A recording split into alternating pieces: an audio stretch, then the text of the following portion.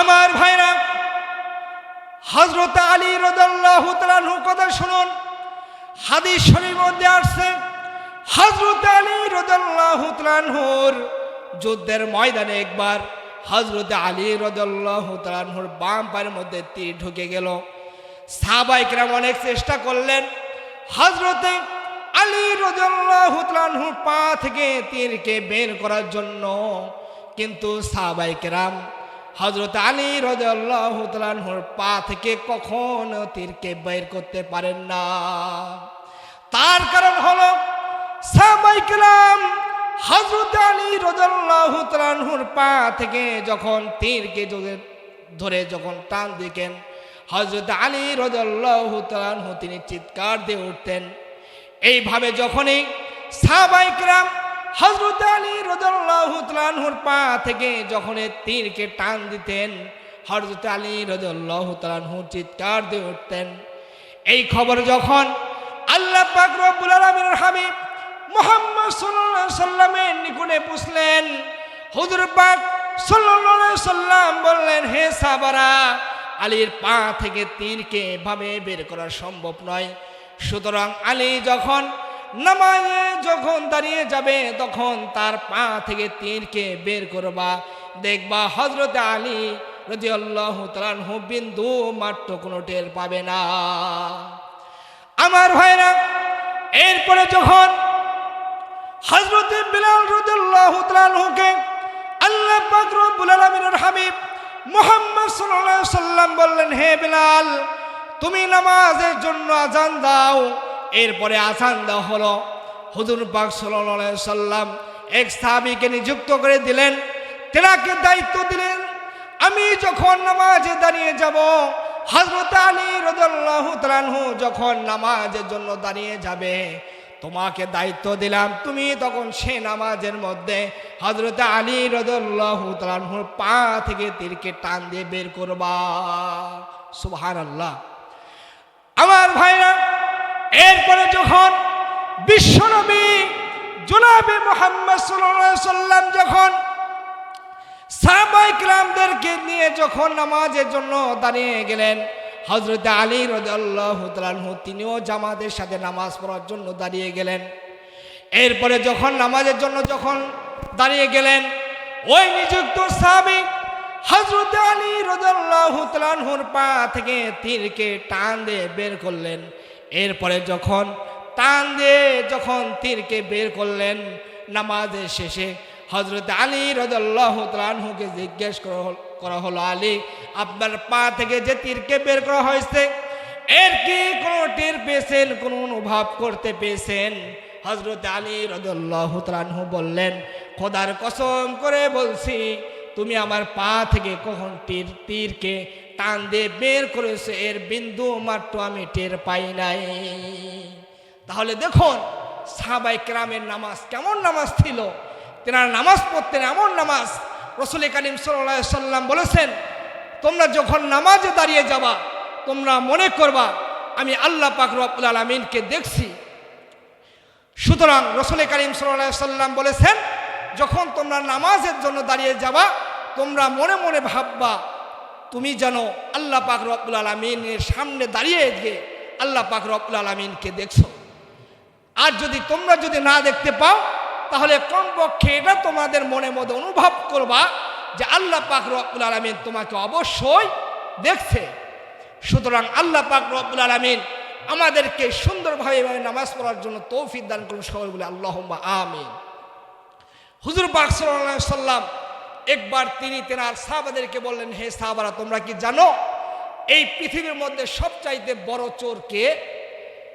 সাহাবায়ে কেরাম বললেন, হুজুর, এই ব্যাপারে আল্লাহ পাক রব্বুল আলামিন আর তেনার হাবিব মুহাম্মদ সাল্লাল্লাহু আলাইহি সাল্লাম তিনি ভালো জানেন।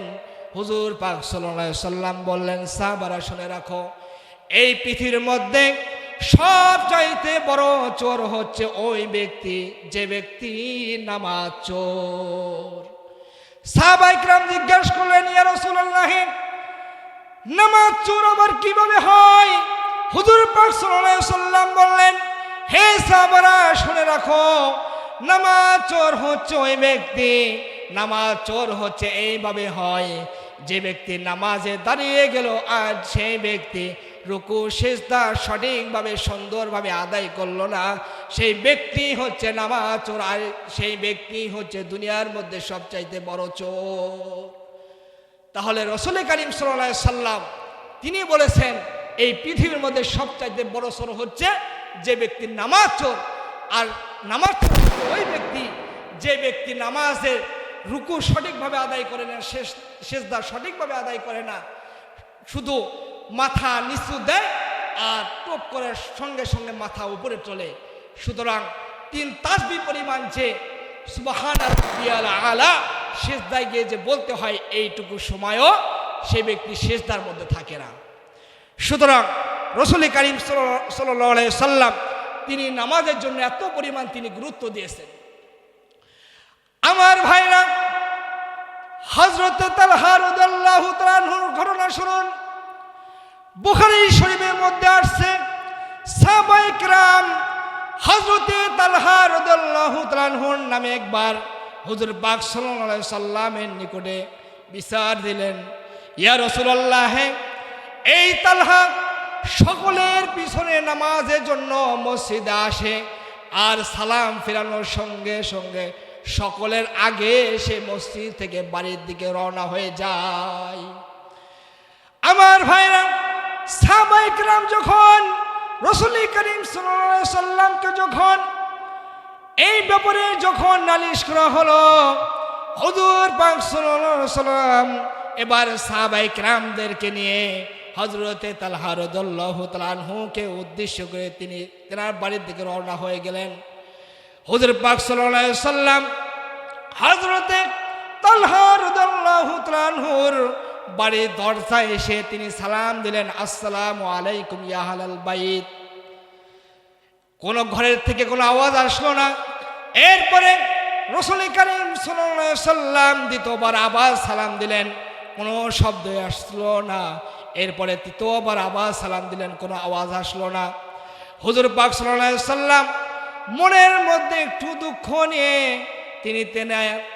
তিনি সেখান থেকে তিনি প্রত্যাবর্তন করে চলে আসছিলেন। এরপরে যখন হুজুর পাক সাল্লাল্লাহু আলাইহি সাল্লাম তিনি যখন আসতেছিলেন, এমন সময় হযরতে তালহা রাদিয়াল্লাহু তাআলা আনহু তিনি দৌড়াতে দৌড়াতে রাসূল করিম সাল্লাল্লাহু আলাইহি সাল্লামের পিছন দিয়ে তিনি দৌড়াতে দৌড়াতে আসতে লাগলেন। তিনি ওয়ালাইকুম আসসালাম তিনি বলে রাসূল করিম সাল্লাল্লাহু আলাইহি সাল্লামকে তিনি জানিয়ে দিলেন, ইয়া রাসূলুল্লাহ, আমি আপনার সাহাবা হযরতে তালহা আপনার খেদমতে হাজির। হুজুর পাক সাল্লাল্লাহু আলাইহি সাল্লাম তিনি টের পেলেন, তিনি ঘুরে দাঁড়িয়ে গেলেন, তিনি দেখতে পেলেন তালহা তিনি দৌড়াতে আসছেন। তিনি দৌড়াতে দৌড়াতে আমার নিকটে তিনি দাঁড়িয়ে গেলেন। হুজুর পাক সাল্লাল্লাহু আলাইহি সাল্লাম বললেন, হে তালহা, তোমার বাড়ির দরজায় গিয়ে আমি 3 বার সালাম দিলাম, কোনো আওয়াজ আসলো না, তুমি এখন কোথায় থেকে আসলে? হযরত তালহা রাদিয়াল্লাহু তাআলা আনহু বললেন, হুজুর, আপনি সালাম দিয়েছিলেন ঠিক, কিন্তু আমি এমন অবস্থায় ছিলাম আপনার সামনে আসার মতো কোনো পরিস্থিতি আমার ছিল না। হুজুর পাক সাল্লাল্লাহু আলাইহি সাল্লাম বললেন, কেন তুমি আমার নিকটে আসলে না? আর সাহাবায়ে কেরাম তোমার নিকটে তোমার নামে আমার নিকটে নালিশ করে দিয়েছে, তুমি নামাজের জন্য সবার পিছনে যাও, সবার শেষে যাও, আর সালাম ফেরানোর সঙ্গে সঙ্গে তুমি আমার বাড়ির দিকে তুমি রওনা হয়ে যাও। এটার কারণ কি? হযরত তালহা রাদিয়াল্লাহু তাআলা আনহু বললেন, হুজুর, আমি এই জন্য সবার পিছনে নামাজের জন্য মসজিদে যাই, কারণ আমার বাড়িতে মাত্র একখানা কাবর রয়েছে। আমি যখন নামাজের জন্য যখন মসজিদে যাই, আমার স্ত্রীকে অর্ধ উলঙ্গ অবস্থায় তেনাকে ঘরের মধ্যে রেখে দেই। আমার ঘরের মধ্যে একটা কূপ খনন করা হয়েছে, উপর থেকে তাকালে সঠিকভাবে বোঝা যাবে না ভিতরে কেউ আছে কিনা নাই। হুজুর, আমি আমার স্ত্রীকে ওই গর্তের মধ্যে রেখে আমি একখানা কাপড় পরিধান করে মসজিদে যাই, নামাজ আদায় করি জামাতের সাথে। এরপরে জামাতের সাথে নামাজ শেষ করে এরপরে আমি ভাবি শুধু আমি নামাজ পড়লে চলবে না, আমার স্ত্রীর নামাজ পড়তে হবে। এই জন্য সালাম ফিরানোর সঙ্গে সঙ্গে আবার আমি বাড়িতে আসি, আমার এই শরীরের কাপড়খানা খুলে আমি আমার স্ত্রীকে দিই, আমার স্ত্রী এই কাপড়খানা পরিধান করে নামাজ পড়ে, আর আমি ওই গর্থের মধ্যে অর্ধলুঙ্গ অবস্থায় থেকে যাই। হুজুর, এই জন্য আমি সবার পিছনে মসজিদে যাই নামাজ আদায় করার জন্য, আর সবার আগে আবার বাড়িতে আসি। আর আপনি এমন অবস্থায় আমার বাড়িতে আসছিলেন, সালাম দিয়েছিলেন, আপনার আওয়াজ শুনেছি, কিন্তু আপনার সামনে আসার মতো আমার পরিস্থিতি ছিল না, কারণ আমার শরীরে কোনো কাপড় ছিল না। তাহলে সাহাবায়ে কেরাম দেখুন, এত পরিমাণ নামাজ আদায় করেছেন, এত পরিমাণ নামাজে গুরুত্ব দিয়েছেন, যে সময় সাহাবায়ে কেরামের একখানা কাপড় পরিধান করার মতো তেনাদের কাফন ছিল না। হুজুর পাক সাল্লাল্লাহু আলাইহি সাল্লাম বলেছেন, হে আমার উম্মতেরা, তোমরা নামাজকে আদায় করো, কারণ এই কিয়ামত দিবসে সর্বপ্রথম আল্লাহ পাক রব্বুল আলামিন যে জিনিসটির বিচার করবেন, যে জিনিসটির আল্লাহ পাক রব্বুল আলামিন তোমাদেরকে প্রশ্ন করবেন, সেই জিনিসটি হচ্ছে নামাজ।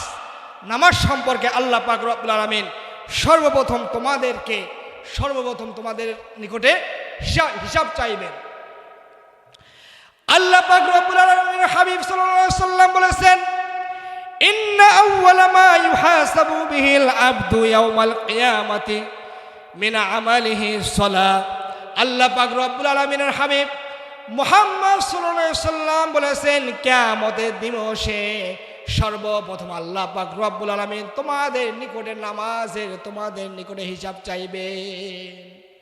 সুতরাং আল্লাহ পাক রব্বুল আলামিন সর্বপ্রথম কিয়ামত দিবসে আমাদের নিকটে হিসাব চাইবেন। কিসের হিসাব? নামাজের হিসাব। সুতরাং আল্লাহ পাক রব্বুল আলামিনের আমরা যদি সঠিকভাবে নামাজকে আদায় করতে পারি, তাহলে আমরা এই নামাজের হিসাব আল্লাহ পাক রব্বুল আলামিনের নিকটে সঠিকভাবে দিতে পারবো। সুবহানাল্লাহ। আমার ভাইরা, আল্লাহ পাক রব্বুল আলামিন কাল কিয়ামতের দিবসে সমস্ত ব্যক্তিদেরকে নামাজের জন্য দাঁড়ানোর জন্য আহ্বান করবেন, সিজদা যাওয়ার জন্য আহ্বান করবেন। হাদিসের মধ্যে আসছে, রাসূল করিম সাল্লাল্লাহু আলাইহি সাল্লাম বলেছেন, ওই সময় যে সমস্ত ব্যক্তিরা দুনিয়াতে থাকা অবস্থায় সঠিকভাবে নামাজ আদায় করেছে, সঠিকভাবে সুন্নত অনুযায়ী নামাজ আদায় করেছে, ওই সমস্ত ব্যক্তিরা সিজদায় পড়ে যাবে। আর যে ব্যক্তিরা দুনিয়াতে থাকা অবস্থায় নামাজ পড়ে নাই, আল্লাহ পাক রব্বুল আলামিনের নাফরমানি করেছে, ওই সমস্ত ব্যক্তিরা আল্লাহ পাক রব্বুল আলামিনের কুদরতে সেই কিয়ামত দিবসে সিজদা দিতে পারবে না। সুতরাং তাদের দাঁড়ার হাড্ডি সোজা হয়ে থাকবে, তক্তার মতো সোজা হয়ে থাকবে।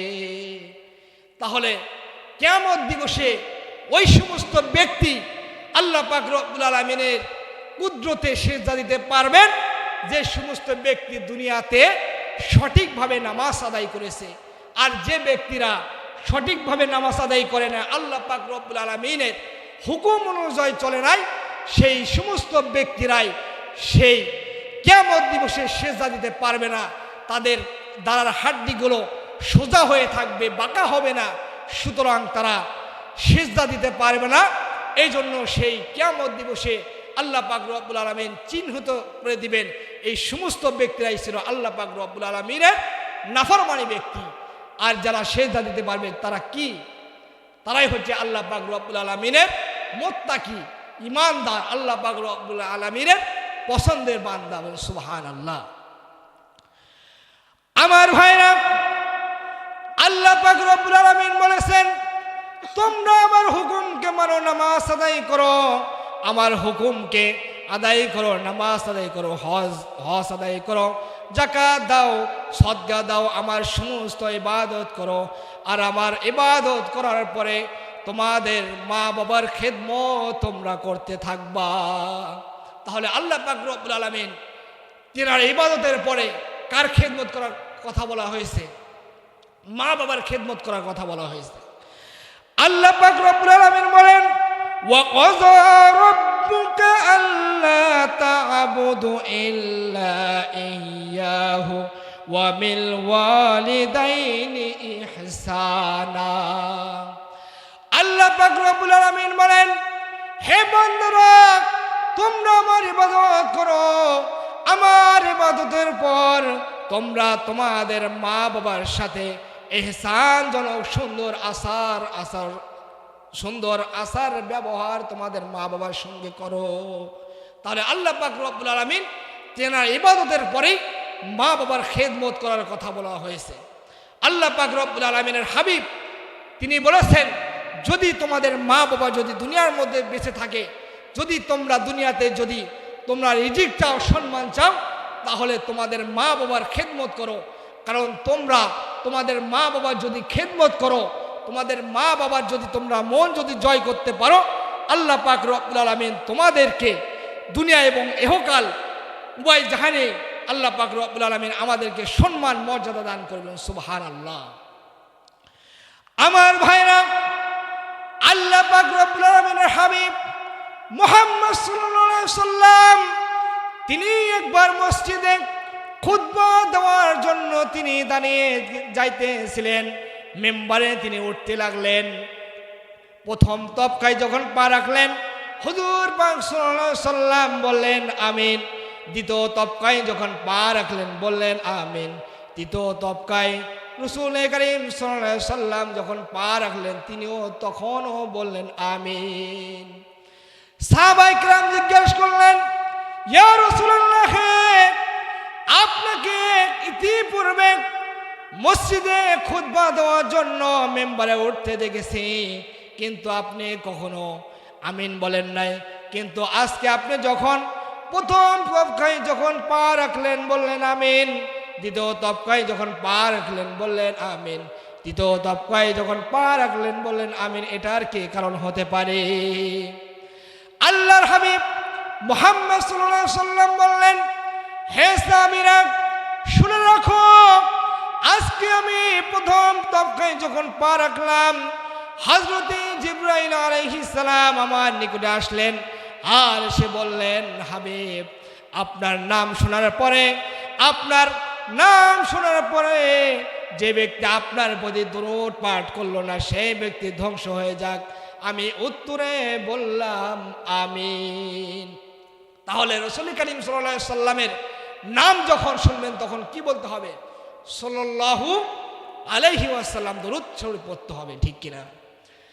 আমার ভাইরা, আল্লাহর হাবিব মুহাম্মদ সাল্লাল্লাহু আলাইহি সাল্লাম বলেন, হে সাহাবারা, শুনে রাখো, এরপরে আমি যখন দ্বিতীয় তবকায় যখন পা রাখলাম, তখন হযরত জিবরাইল আলাইহিস সালাম এসে বললেন, হুজুর, যে সমস্ত ব্যক্তিরা হায়াত পাওয়ার পর রমজানের রোজা পাওয়ার পর যে ব্যক্তি রমজানের রোজা রাখলো না, জীবনের গুনাহকে মাফ করতে পারলো না, সেই ব্যক্তি ধ্বংস হয়ে যাক। আমি উত্তরে বললাম আমিন। তাহলে যে ব্যক্তি রমজানের রোজা সামনে আর 1.5 মাস পরে আমাদের কি আসছে? রমজান আসছে, রোজা আসছে। হুজুর পাক সাল্লাল্লাহু আলাইহি সাল্লাম বললেন, যে ব্যক্তি রমজানের রোজা পাওয়ার পর যে ব্যক্তি রোজা রাখলো না, জীবনের গুনাহকে মাফ করতে পারলো না, সে ব্যক্তি ধ্বংস হয়ে যায়। হুজুর পাক সাল্লাল্লাহু আলাইহি সাল্লাম বললেন আমিন। এরপরে হযরত জিবরাইল আলাইহিস সালাম বললেন, হুজুর, যে সমস্ত ব্যক্তিরা দুনিয়াতে বেঁচে থাকার পর যে ব্যক্তিদের মা বাবা দুনিয়াতে বেঁচে রয়েছে, সেই সমস্ত ব্যক্তিরা মা বাবার সাথে সুন্দর ব্যবহার করলো না, মা বাবার খেদমত করলো না, মা বাবার সাথে ভালো ব্যবহার করলো না, সেই ব্যক্তি ধ্বংস হয়ে যাক। যখন তিনি এই সমস্ত কথা যখন আমার নিকটে বললেন, আমি তৃতীয় তবকায় পা রাখার সময় বললাম আমিন।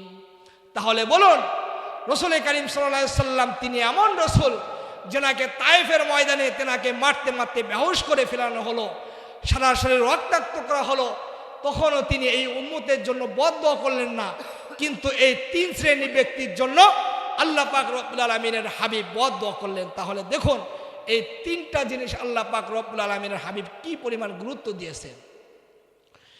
সুতরাং আমাদের যাদের মা বাবা দুনিয়াতে আছে, আমরা এই মা বাবার খেদমত করব, মা বাবার সাথে সম্মানজনক ব্যবহার করব, মা বাবার খেদমত করব, আর যাদের মা বাবা দুনিয়া থেকে চলে গেছে সেই সমস্ত মা বাবার জন্য আমরা দোয়া করব।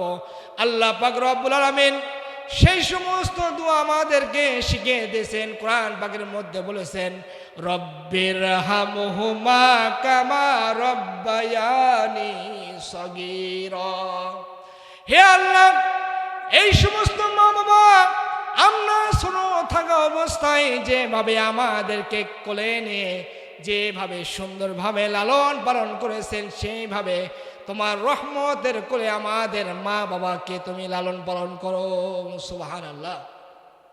সুতরাং আমাদের যাদের মা বাবা রয়েছে, আমরা যদি মা বাবার যদি সঠিকভাবে যদি খেদমত করতে পারি, আল্লাহ পাক রব্বুল আলামিন আমাদেরকে যেভাবে সম্মান দান করবেন, ঠিক অনুরূপভাবে আমাদের রিজিককে আল্লাহ পাক রব্বুল আলামিন বৃদ্ধি করে দিবেন। এক সাহাবী রাসূল করিম সাল্লাল্লাহু আলাইহি সাল্লামকে বললেন, হুজুর খেদমত করব কার? হুজুর বললেন, তোমার মায়ের খেদমত করবা। এরপরে আবার জিজ্ঞাসা করা হলো, হুজুর কার খেদমত করব? হুজুর বললেন, তোমার মার খেদমত করবা। তৃতীয়বার আবার জিজ্ঞাসা করলো, হুজুর কার খেদমত করব? হুজুর পাক সাল্লাল্লাহু আলাইহি সাল্লাম বললেন, তোমার মার খেদমত করবা। চতুর্থবার যখন বললেন, এবার কার খেদমত করব? আল্লাহ পাক রব্বুল আলামিন বললেন, তোমার বাবার খেদমত করবা। তাহলে বাবার চাইতে মার খেদমতের কথা আল্লাহ পাক রব্বুল আলামিনের হাবিব কয়বার বেশি বললেন? 3 বার বললেন। সুতরাং এই মার খেদমতের জন্য এই জন্য বললেন, কারণ এই শীতের সময় অনেক পরিবারে এখন সন্তান জন্মগ্রহণ করেছে, সেই সমস্ত সন্তানেরা পেশাব পায়খানা করে, সেই সমস্ত পেশাব পায়খানা বাবার কাপড়ে করে না মার কাপড়ে করে? মার কাপড়ে করে। সুতরাং এই মা বাবা, এই মার যখন কাপড়ে যখন শীতের সময় ঠান্ডার সময় যখন করে, মা কি মোটেও একবারও কোনো রাগান্বিত হয়?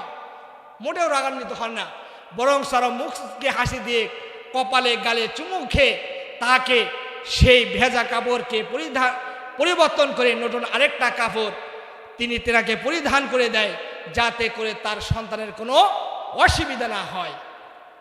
এই জন্য আল্লাহ পাক রব্বুল আলামিনের হাবিব মুহাম্মদ সাল্লাল্লাহু আলাইহি সাল্লাম মার খেদমতের কথা বেশি বলেছে। আরেকটি হাদিস শুনুন, যখন আল্লাহ পাক রব্বুল আলামিনের হাবিব যুদ্ধের জন্য যখন সাহাবাদেরকে যখন ডাক দিলেন, এক সাহাবা এসে হুজুর পাক সাল্লাল্লাহু আলাইহি সাল্লামকে বললেন, হুজুর আমার ঘরে বৃদ্ধা মা বাবা রয়েছে, এখন বলুন তো আমি মা বাবার খেদমত করব নাকি আমি যুদ্ধে গিয়ে অংশগ্রহণ করে শাহাদাত বরণ হয়ে যাব? হুজুর পাক সাল্লাল্লাহু আলাইহি সাল্লাম বললেন, তোমার যুদ্ধের যাওয়ার জন্য কোনো প্রয়োজন নাই, তুমি তোমার মা বাবার খেদমত করো। তুমি যদি সঠিকভাবে সুন্দরভাবে যদি মা বাবার খেদমত করো, আল্লাহ পাক রব্বুল আলামিন তোমাকে সেই শাহাদাতের মর্যাদা তোমাকে দান করবেন। সুবহানাল্লাহ। আমার ভাইরা, আল্লাহ পাক রব্বুল আলামিন বলেন, ইয়া আইয়ুহাল্লাযীনা আমানু তুবু ইলাল্লাহি তাওবাতান নাসুহা। আল্লাহ পাক রব্বুল আলামিন বলেন, হে আমার বান্দারা, তোমরা এমন ভাবে তওবা করো, তওবায়ে নসুহা করো, যেভাবে তওবা করলে আমি আল্লাহ পাক রব্বুল আলামিন তোমাদের तमाम জিন্দেগি গুনাহকে মাফ করে দিব। আমার ভাইরা, আমাদেরকে অবশ্যই একদিন মৃত্যুবরণ করতে হবে, কিয়ামতের ময়দানে দাঁড়াতে হবে। সাহাবায়ে কেরাম একবার হুজুর পাক সাল্লাল্লাহু আলাইহি সাল্লামকে জিজ্ঞাসা করলেন, হুজুর আমরা যদি ছোট থেকে ছোট যদি কোনো গুনাহ করি, সেই সমস্ত বিষয় আমাদের কেউ প্রশ্ন করা হবে নাকি? আল্লাহ পাক রব্বুল আলামিনের হাবিব মুহাম্মদ সাল্লাল্লাহু আলাইহি সাল্লাম আয়াতকে পাঠ করলেন। তিনি বলে দিলেন, তোমরা যদি সঠিকভাবে তোমরা যদি ছোট থেকে ছোট যদি কোনো গুনাহ করো, আল্লাহ পাক রব্বুল আলামিন সেই গুনাহকেও কিয়ামতের দিবসে তোমাদের সামনে উপস্থিত করবেন। আর যদি তোমরা যদি ছোট থেকে ছোট যদি কোনো নেক আমল করো, কাল কিয়ামতের দিবসে সেই নেক আমলকেও তোমাদের সামনে উপস্থিত করা হবে। আমার ভাইরা, কিয়ামতের ময়দান 50,000 বছর মানুষেরা হাসরের ময়দানে দাঁড়িয়ে থাকবে। 50,000 বছর বিচারের দিনটা লম্বা হবে। 50,000 সানা মিম্মা তাউদ্দুন। এই দুনিয়াতে আমাদের গণনা মতে 50 বছর যত বড় লম্বা, কাল কিয়ামতের দিবসের দিন হবে তত বড় লম্বা। মানুষেরা হাসরের ময়দানে দাঁড়িয়ে থাকবে। সূর্য মাথার এক হাত উপরে এনে তাপ দিতে থাকবে, সারা শরীর গরম হয়ে যাবে।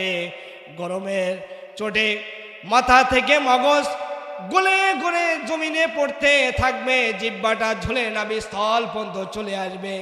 সারা ময়দানে শুধু পানি পানি বলে চিৎকার করতে থাকবে। এরপরে সমস্ত হাসরবাসীরা হযরতে আদম আলাইহিস সালামের নিকটে যাবেন। হযরতে আদম আলাইহিস সালামকে বলবেন, আপনি তো প্রথম পয়গম্বর, আপনি একটু আল্লাহ পাক রব্বুল আলামিনের নিকটে সুপারিশ করুন, আজকে যেন আমাদের আগে বিচার নিয়ে আমাদেরকে জান্নাতের মধ্যে প্রবেশ করে দেয়। হযরতে আদম আলাইহিস সালাম বলবেন, আজকে কিয়ামতের দিবসে আল্লাহ পাক রব্বুল আলামিনের সামনে আমি নিজে কোনো কথা বলতে পারবো না, কারণ আজকে এই কিয়ামতের দিবসে আল্লাহ পাক রব্বুল আলামিন আমার সঙ্গে কেমন ব্যবহার করবেন আমি নিজেও বলতে পারছি না। সুতরাং তুমি যাও হযরতে মুসা আলাইহিস সালামের নিকটে। সমস্ত হাসরবাসীরা হযরতে মুসা আলাইহিস সালামের নিকটে যাবেন। তিনি গিয়ে বলবেন, হে মুসা পয়গম্বর, আপনি আমাদের জন্য একটু সুপারিশ করুন, আল্লাহ পাক রব্বুল আলামিন যেন আমাদের হিসাবটা আগে নিয়ে নেয়। হযরতে মুসা আলাইহিস সালাম বলবেন, আমি কোনো দরখাস্ত করতে পারবো না। আর জানি না আল্লাহ পাক রব্বুল আলামিন আমার সঙ্গে কেমন ব্যবহার করেন। তুমি চলে যাও হযরতে ইব্রাহিম আলাইহিস সালামের নিকটে। সমস্ত ব্যক্তিরা হযরতে মুসা আলাইহিস সালাম থেকে যখন সমস্ত ব্যক্তিরা হযরতে ইব্রাহিম আলাইহিস সালামের নিকটে গিয়ে যখন বলবেন, আমাদের জন্য একটু সুপারিশ করুন, হযরতে ইব্রাহিম আলাইহিস সালাম বলবেন, আমি পারবো না, কারণ আল্লাহ পাক রব্বুল আলামিন আজকে আমার সাথে কেমন ব্যবহার করেন আমি নিজেই বলতে পারছি না। সুতরাং তুমি যাও হযরতে ঈসা আলাইহিস সালামের নিকটে। হযরতে ঈসা আলাইহিস সালামের নিকটে গিয়ে সুপারিশ করতে বলো। সমস্ত ব্যক্তিরা যখন হযরতে ঈসা আলাইহিস সালামের নিকটে যখন দরখাস্ত করতে বলবেন, হযরতে ঈসা আলাইহিস সালাম বলবেন, আজকে আল্লাহ পাক রব্বুল আলামিনের সামনে আমি কোনো কথা বলতে পারবো না, কারণ এই দুনিয়ার মধ্যে অনেক লক্ষ লক্ষ বান্দারা আমাকে আল্লাহর ছেলে বলে দিয়েছে, আমি তো কোনো কথা বলতে পারি নাই। আর জানি না আল্লাহ পাক রব্বুল আলামিন আমার সঙ্গে কেমন ব্যবহার করেন। সুতরাং তোমরা চলে যাও বিশ্বনবী জনাবে মুহাম্মদ সাল্লাল্লাহু আলাইহি সাল্লামের নিকটে। তুমি সেখানে গিয়ে দরখাস্ত করতে বলো। আজকে কেবলমাত্র আল্লাহ পাক রব্বুল আলামিন নিকটে দরখাস্ত করতে পারবেন বিশ্বনবী মুহাম্মদ সাল্লাল্লাহু আলাইহি সাল্লাম। সমস্ত ব্যক্তিরা হুজুর পাক সাল্লাল্লাহু আলাইহি সাল্লামের নিকটে চলে যাবেন। হুজুর পাক সাল্লাল্লাহু আলাইহি সাল্লাম তিনি আল্লাহ পাক রব্বুল আলামিনের দরবারে সিজদা করে তিনি কাঁদতে থাকবেন। এইভাবে কত কাল কেটে যাবে আল্লাহ পাক রব্বুল আলামিন ভালো জানেন। এইভাবে তিনি কাঁদতে থাকবেন। অবশেষে আল্লাহ পাক রব্বুল আলামিন তার হাবিবকে বলেন, হাবিব মাথা উঠান, আজকে আপনার সমস্ত দোয়া কবুল করে নিয়ে আপনার বান্দাদেরকে বিনা হিসাবে জান্নাতের মধ্যে প্রবেশ করে দেব। সুবহানাল্লাহ। তাহলে আল্লাহ পাক রব্বুল আলামিনের হাবিব আমাদেরকে সেই কিয়ামতের দিবসে সমস্ত ব্যক্তিরা সমস্ত পয়গম্বররা ইয়া নাফসি বলে কাঁদতে থাকবে। একমাত্র আমাদের নবী মুহাম্মদ সাল্লাল্লাহু আলাইহি সাল্লাম ইয়া উম্মতি বলে কাঁদতে থাকবে। আল্লাহ পাক রব্বুল আলামিন আমাদেরকে সেই নবীর আদর্শ অনুযায়ী, সেই নবীর সুন্নত অনুযায়ী জীবনযাপন করে দুনিয়া এবং আখিরাতে উভয় জাহানে আমাদেরকে কল্যাণ হাসিল করার মতো তৌফিক আমাদেরকে দান করুন। সকলে বলে আল্লাহুম্মা আমিন।